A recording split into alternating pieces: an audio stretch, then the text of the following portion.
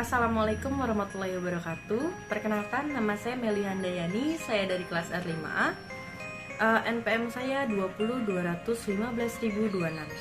Pada kesempatan kali ini saya ingin mempraktikkan praktik cyber counseling dengan konseling individu dengan permasalahan bertema belajar, di mana klien ini kurang dapat fokus dalam mengikuti pembelajaran di kelas, sehingga klien merasa ketinggalan jauh dibandingkan teman-temannya dan merasa tidak dapat mengikuti pembelajaran dengan baik, sehingga klien ini merasa malu, merasa menutup diri, dan merasa tidak dapat mengembangkan potensinya, sehingga masalah yang terjadi dengan klien ini sangat menghambat perkembangan klien itu sendiri. Dan klien ini mendatangi seorang konselor untuk mencari jalan keluar dari permasalahan yang dia hadapi. Dan konseling ini bertujuan untuk menyelesaikan masalah dari klien agar klien dapat menemukan jalan keluar dari permasalahan yang dia hadapi dan dapat memandirikan klien. Jadi selanjutnya saya akan tampilkan video praktik cyber counseling bertema permasalahan belajar. Jadi silahkan menyaksikan.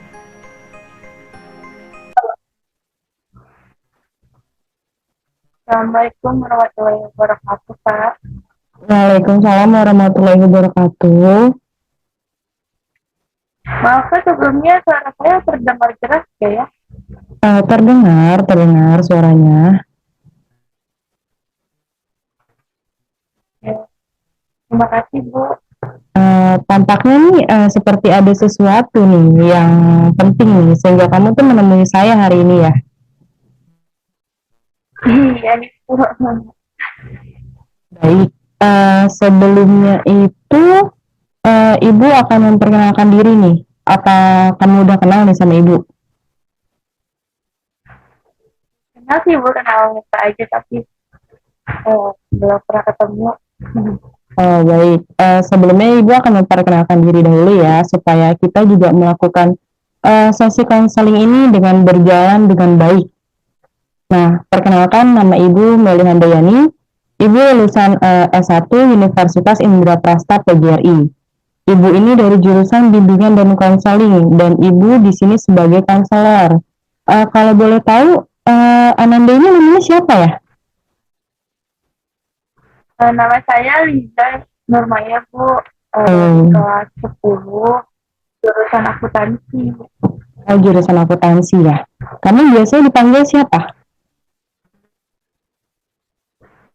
Panggil apa aja, Bu, nggak apa-apa. Liza, Bu. Liza ya. Iya, panggilnya namanya Liza ya. Baik. Sebelumnya ini, apa kamu pernah melakukan proses konseling di sekolah atau di luar? Kalau konseling mungkin sama guru BK, cuma nggak kayak privat kayak gini sih. Oh, Baru pertama kali. belum melaksanakan secara cyber ya. Ini kita itu lagi melaksanakan cyber counseling ya. Jadi dilakukan itu melalui online seperti yang kita lakukan sekarang melalui Zoom ya. Oke. Selanjutnya Ibu ini akan menjelaskan terlebih dahulu tentang bimbingan dan konseling. Bimbingan dan konseling ini adalah proses tatap muka yang terjadi antara dua orang yang terdiri dari konselor, yaitu kakak, yaitu ibu, dan kamu sendiri sebagai kliennya ya. Nah, di dalam bimbingan ini terdapat 3 asas yang harus kamu ketahui. Nah, yang pertama itu terdapat asas keterbukaan, di mana di sini kamu itu harus terbuka untuk menceritakan semua permasalahan yang kamu miliki tanpa ada rasa menutup-nutupi. Paham? Dan yang kedua ini terdapat asas kesukarelaan, di mana kamu ini harus sukarela untuk menyampaikan semua jenis permasalahan yang sedang kamu alami. Dan yang ketiga ini asas kerahasiaan, di mana di sini saya sebagai konselor akan merahasiakan segala permasalahan yang sudah Ananda ceritakan kepada saya. Apabila sudah paham tentang, apa kamu sudah paham nih tentang bimbingan dan konseling beserta asas-asasnya? Udah sih, Bu. Apa ada yang ingin ditanyakan? Nggak ada. Baik, sekarang Ibu mau tanya, apakah kamu ini ingin menyampaikan sesuatu permasalahan yang sedang kamu alami yang menurut kamu menghambat perkembangan kamu nih, yang sangat menghambat kegiatan kamu, keseharian kamu gitu. Jadi kamu datang ke Ibu untuk melakukan sesi konseling ini. Sebenarnya sih kalau boleh jujur saya lagi ada masalah sih Bu yang ganggu banget.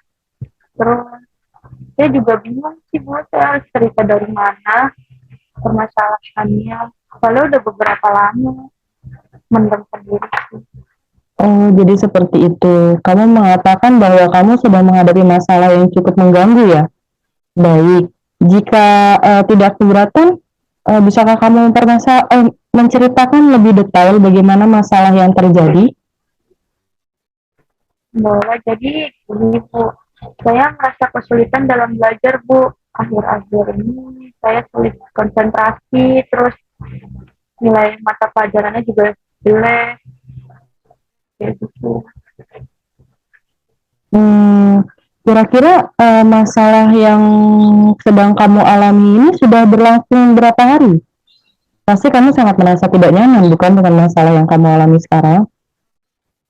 Kurang lebih 2 bulan sih Bu. Terus saya juga bingung gitu.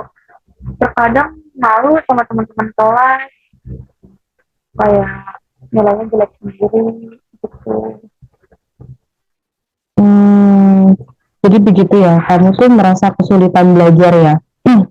Lalu, eh, kalau boleh Ibu tahu, apa yang menyebabkan kamu tuh timbul perasaan seperti itu? Dan kamu juga tadi, Ibu dengar-dengar kamu malu ya dengan teman-teman kamu ya?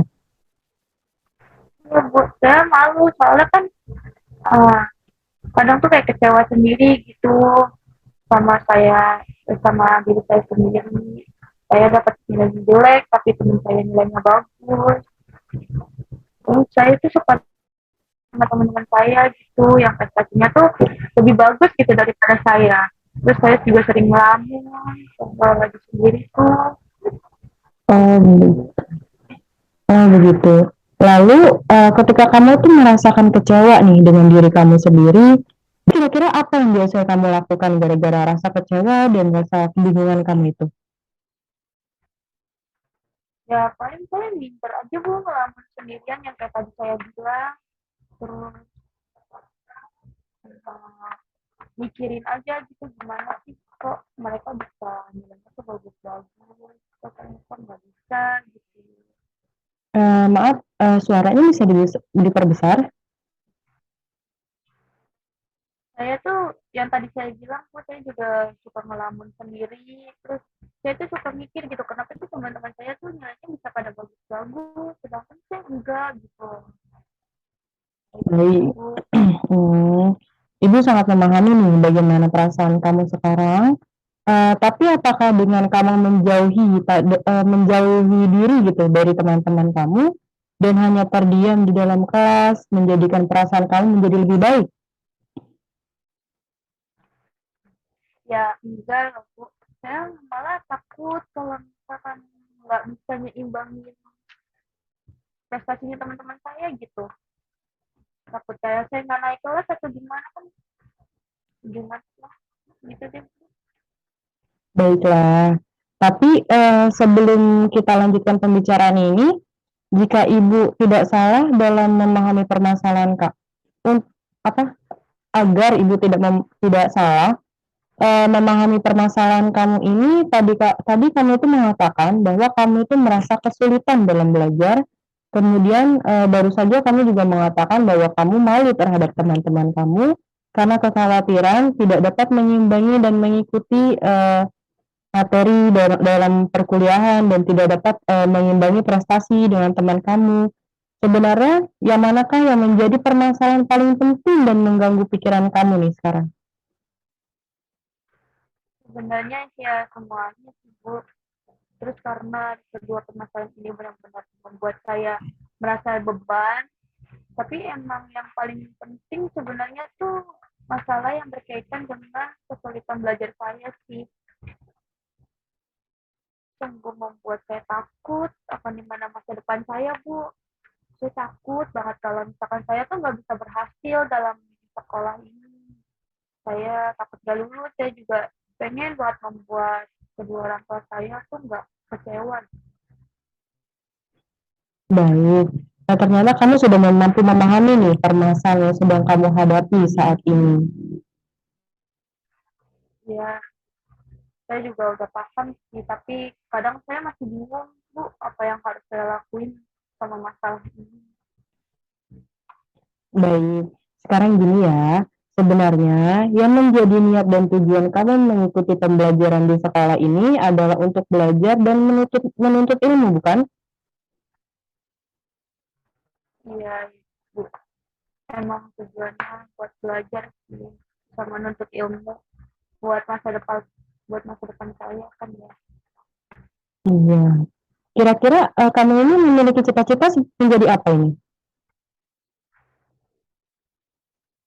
Saya juga masih bingung sih Bu, makanya saya datang menemui Ibu buat minta bantuan menyelesaikan masalah. Jadi kamu masih bingung ya dengan cita-cita kamu dan meminta bantuan untuk menyelesaikan permasalahan ini. Baiklah, jadi begini. Ibu dapat memahami bahwa keadaan yang seperti ini bukanlah hal yang mudah untuk dijalani oleh kamu. Akan tetapi sesungguhnya kamu tidak perlu merasa malu dengan keadaan saat ini yang sedang kamu alami.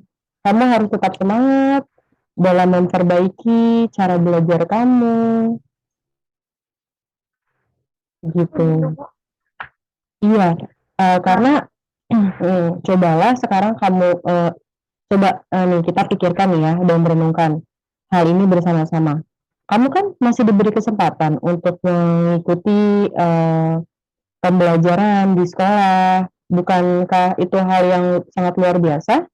Tidak semua orang memiliki kesempatan itu. Banyak sekali orang-orang di luar sana yang tidak dapat melanjutkan pendidikan. Bahkan anak-anak di luar sana ini tuh ingin meneruskan pendidikannya. Nah, maka dari itu kamu ini sangat beruntung karena kamu masih memiliki kesempatan untuk melanjutkan pendidikan kamu. Tapi tidak demikian halnya kamu itu merasa malu dan kecewa, merasa minder, merasa tidak dapat eh, mengimbangi prestasi. Nah, itu bakalan menghambat perkembangan kamu di sekolah. Betul? iya Bu, emang sih yang Ibu sampaikan tuh benar. Ya. Iya. Ibu yakin jika kamu berusaha semaksimal mungkin, kamu akan dapat mencapai tujuan kamu dan mewujudkan cita-cita kamu. Jadi, jangan merasa malu dengan teman kamu pasti bisa memperbaiki prestasi kamu, teruslah tetap belajar, dan biasakan menyesuaikan lingkungan, ya. Nah, agar dapat berkonsentrasi dengan baik saat kamu belajar, serta sering-seringlah mengulang pembelajaran yang telah diberikan oleh guru pada setiap harinya gitu. Untuk em, menumbuhkan motivasi belajar kamu, jadinya kamu juga tidak minder lagi, tidak malu lagi, tidak merasa kamu itu ketinggalan prestasinya dibandingkan teman-teman kamu yang lain. Ya Bu, mulai saat ini saya kayaknya bakal yang lakuin sih yang Ibu katakan tadi. Tapi saya mau nanya Bu, saya harus gimana nih ngilangin rasa malu saya buat bergaul gitu sama teman saya. Karena kan saya malu banget ya. Iya, baik. Tidak ada masalah nih ya berarti ya. Nah, karena sesuatu ibu pikir nih tidak ada masalah yang berarti. Karena segala sesuatu itu tergantung pada diri kamu sendiri. Jika kita mampu membawa diri kita dengan baik, maka semua orang pun akan menerima kehadiran kita dengan baik. Jadi kita tuh gak boleh malu dengan diri kita sendiri, gak boleh malu dengan kekurangan apa yang kita miliki. Kita harus coba membuka diri dengan bergaul kepada teman-teman kamu dan bergabung dengan teman-teman kamu. Jangan menarik diri dari mereka, karena dengan kamu menghindar itu tidak akan menyelesaikan masalah yang kamu hadapi. Nah, jadi kamu tuh harus membuka diri, nggak boleh terus-terusan malu dengan kekurangan kamu, malu dengan hambatan yang terjadi pada diri kamu malu bersosialisasi. Jadi kamu tuh harus membuka diri kamu dengan bersosialisasi, harus banyak-banyak bersosialisasi dengan teman-teman kamu. Kayak gitu. Oke deh kalau kayak gitu, saya kayaknya bakal tetap lakuin saran yang ibu kasih, tapi saya kayaknya butuh waktu yang lama ya kalau biar Iya, bisa kayak gitu. iya, memang segala sesuatu itu tidak tidak ada yang instan. Iya, kita tuh butuh proses, dilakukan secara bertahap dan pelan-pelan untuk memperoleh hasil yang maksimal. Karena kan hidup ini adalah proses, benar? Semua Iya enggak, betul. iya, nggak ada yang apa-apa, apa yang selalu kita inginkan selalu terjadi dengan instan. Semua itu proses. Ibu ngerti sekali dengan apa yang kamu rasakan sekarang. Jadi kamu harus berproses secara perlahan, memberikan kesempatan diri kamu untuk melakukan proses satu demi satu untuk menjadi diri yang jauh lebih baik lagi dibandingkan yang sekarang, gitu.